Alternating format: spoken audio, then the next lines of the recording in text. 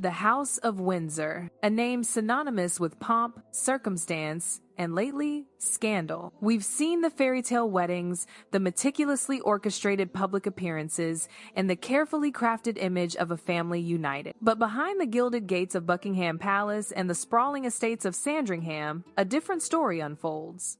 A story of individuals grappling with extraordinary privilege, immense pressure, and the ever-watchful eye of the world. Tonight, we pull back the curtain on one of the more enigmatic figures in the royal drama, Princess Eugenie. For years, Eugenie has occupied a unique space within the royal family. Not quite a senior working royal, yet undeniably a member of the inner circle. She's the princess who holds a full-time job in the art world, the one who lives in a relatively modest cottage, and the one who, perhaps inadvertently, became a lightning rod for criticism aimed at her controversial family. She's a fascinating study in contrast, a royal trying to navigate a modern world, a daughter fiercely loyal to a father mired in scandal, and a woman attempting to forge her own identity under the long shadow of the crown. The recent suggestion by royal commentators, including Angela Levin, that Eugenie, along with her sister Beatrice, could voluntarily renounce their royal titles speaks volumes. It's a radical proposition, a potential act of self-preservation in a climate where public opinion can turn on a dime. For years,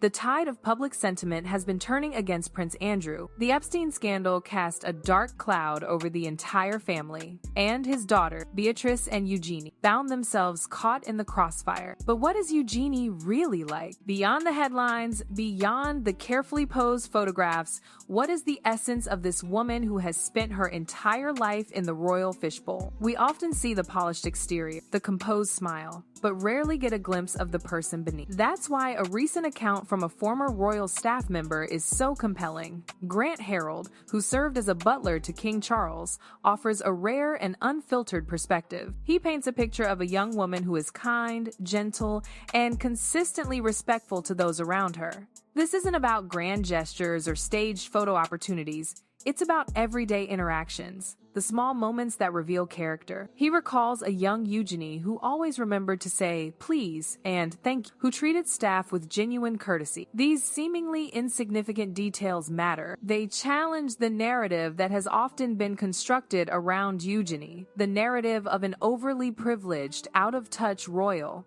They offer a counterpoint to the criticisms that have been leveled against her, particularly in relation to her father's actions and her perceived loyalty to him. The fact that Harold speaks of her kindness and respect towards staff, particularly given the power dynamics at play within the royal household, is telling. It suggests a level of empathy and awareness that is often missing from the public perception of Eugenie. This account comes at a crucial time, as the scrutiny surrounding Prince Andrew intensifies, and as the royal family grapples with its own internal challenges. Eugenie and Beatrice find themselves at a crossroad. Do they continue to navigate the storm, clinging to their titles and privileges? Or do they forge a new path, one that allows them to step out of the shadows and define themselves on their own terms? The answer, it seems, may lie in understanding the true character of Princess Eugenie, a character that is often obscured by the weight of her family history and the glare of the media spotlight. It's a question of choices, isn't it? How much of Eugenie's carefully curated life has been a matter of deliberate design, and how much has been dictated by the circumstances of her birth and the actions of her family? We see her at private family christenings, choosing intimate settings over the glaring lights of public events.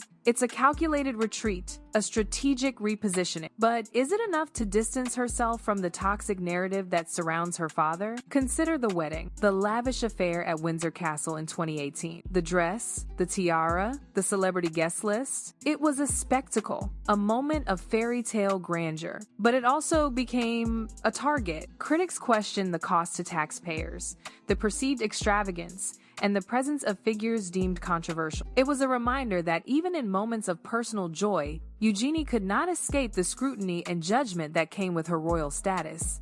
Then there's her relationship with Harry and Meghan. In the tumultuous aftermath of their departure from royal duties, Eugenie remained a steadfast ally. She attended private dinners, reportedly kept lines of communication open, and offered a bridge between Harry and his estranged family. Some saw it as admirable loyalty, a testament to her unwavering support for those she cared about. Others viewed it as a misjudgment, a sign of misplaced allegiance. Palace insiders whispered of her struggles to reconcile family loyalty with public expectation, portraying her as someone driven by emotion rather than strategy. This emotional loyalty, this tendency to lead with her heart, may be the key to understanding the stark contrast between the media portrayal of Eugenie and the accounts of those who have worked with her behind the scenes. People who lead with emotion often treat those around them as individuals, not as mere cogs in a royal machine. They remember names, they acknowledge people in passing, they engage in small acts of kindness that leave a lasting impression. Her professional life offers another layer of complexity. Unlike many royals who dedicate themselves solely to public service, Eugenie has pursued a career in the art world.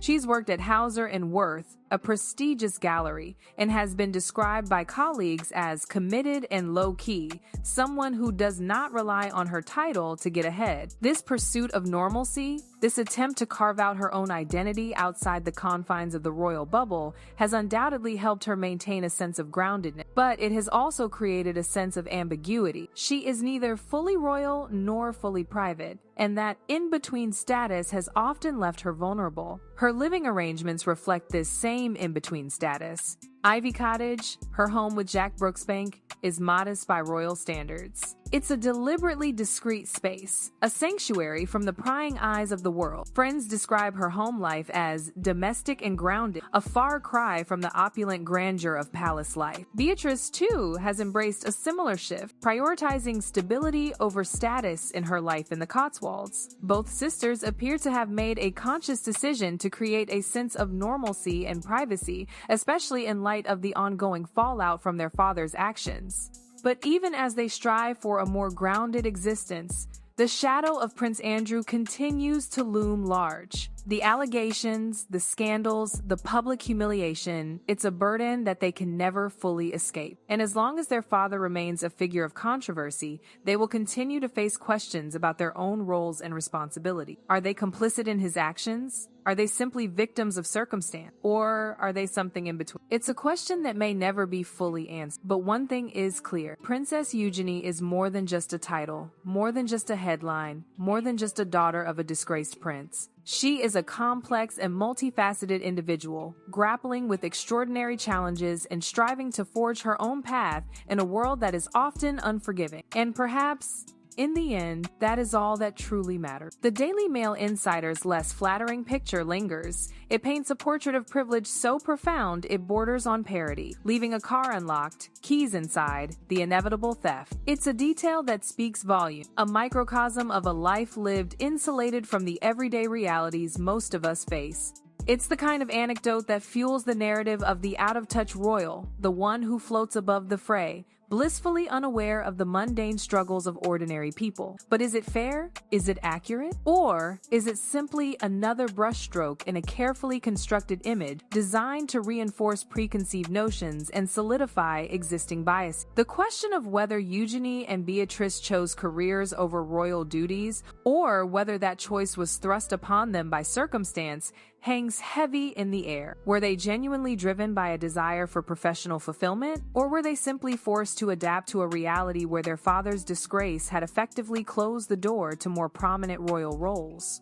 The truth, as always, is likely somewhere in between. It's a messy, complicated blend of personal ambition and external pressure, of genuine desire and strategic necessity. They are, after all, daughters navigating a minefield of public opinion, attempting to carve out their own identities while simultaneously bearing the weight of their family's legacy. Grant Harold's account cuts through the noise. It doesn't excuse the inexcusable. It doesn't attempt to whitewash the past, but it does offer a glimpse of something real, something genuine, something that transcends the headlines and the scandals. He speaks of tone of voice, of eye contact, of simple acts of acknowledgement. These are the details that reveal character, the moments when status is irrelevant and humanity shines through. They are not complicit, but they are connected, bound by blood, by history, by the shared experience of growing up in the royal spotlight. They cannot escape their family, but they can choose how they respond to its legacy. Eugenie has chosen restraint. She has avoided dramatic gestures, public pronouncements, and emotional outbursts. She has shown up where it matters, quietly and consistently. She has maintained relationships, attended family milestones, and lived her life with a sense of quiet dignity. Is it enough? Can she truly separate herself from the sins of her father? Can she forge her own path, independent of the scandals that continue to swirl around her family? The answer remains to be seen. But one thing is certain. Princess Eugenie is more than just a pawn in a royal game. She is a woman trying to navigate an impossible situation, a daughter trying to reconcile loyalty with accountability, and a royal trying to find her place in a world that is rapidly changing. She understands the cost of attention. She knows that saying less can sometimes say more, and perhaps, in the end, that is her greatest strength. Her ability to remain grounded, to remain true to herself, even in the face of overwhelming pressure. The kindness, the politeness, the emotional genuineness that those who have worked with her describe, these are not just superficial traits.